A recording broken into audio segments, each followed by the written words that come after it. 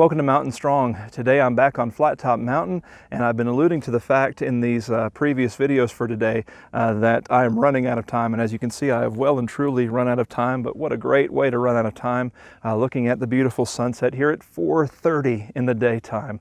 You know, it just boggles my mind. It always sneaks up on me how fast the days end as we approach winter here in Alaska. But nevertheless, we have one more psalm to do. I've got a flashlight with me, and so I'm equipped. I don't really want to use it too much, so let's jump right into the psalm for today. We're going to be examining together Psalm 123. Let's read that now. To you I lift up my eyes, O you who are enthroned in the heavens. Behold, as the eyes of servants look to the hand of their master, as the eyes of a maidservant to the hand of her mistress, so our eyes look to the Lord our God, till he has mercy upon us. Have mercy upon us, O Lord, have mercy upon us, for we have had more than enough of contempt. Our soul has had more than enough of the scorn of those who are at ease, of the contempt of the proud. So this is the fourth of the Songs of Ascent, a grouping of songs that people believe were used to describe the journey to Jerusalem, but that in many ways describe the journey of faith. You know, as we are journeying towards our heavenly home, we're not journeying towards Jerusalem as the Old Testament people did. We're journeying towards spiritual Jerusalem. We're journeying towards heaven. As we journey towards heaven, though, and as he journeyed towards Jerusalem, we sometimes find ourselves feeling the very thing that the psalmist apparently is feeling here. You know, it gets difficult along the journey. It gets difficult to continue to press forward, to continue to move. It's normal to grow tired on a long journey. Sometimes we feel discouraged for the mere fact that we feel tired or the mere fact that we get discouraged.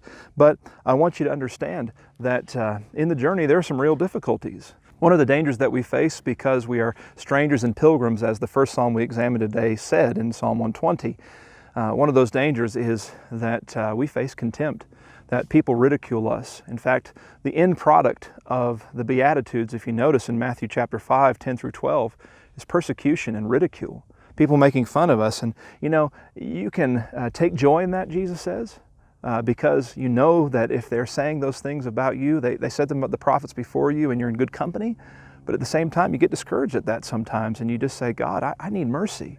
But you know what this psalm teaches us about that kind of discouragement, the discouragement that comes when people are ridiculing you, holding you in contempt and holding you in scorn? Well, it says that that's normal. And you're allowed to have a struggle with that. You're allowed to bring God that concern. You know, as you consider God, He's a king, He's a master. And as a master, He's interested in our well-being. We've seen that previously. In fact, in Psalm 121, God is our keeper. And so when you think about your relationship with God, don't feel ashamed to go to Him, even though you're a servant, to go to Him and say, God, please help me with this circumstance. Please help me with this situation. Even to say to God, as the psalmist here says, you know, this is enough. I've had enough of this. I can't take this anymore. We've had more than enough of contempt, he says in verse 3, and he feels comfortable saying that to his God.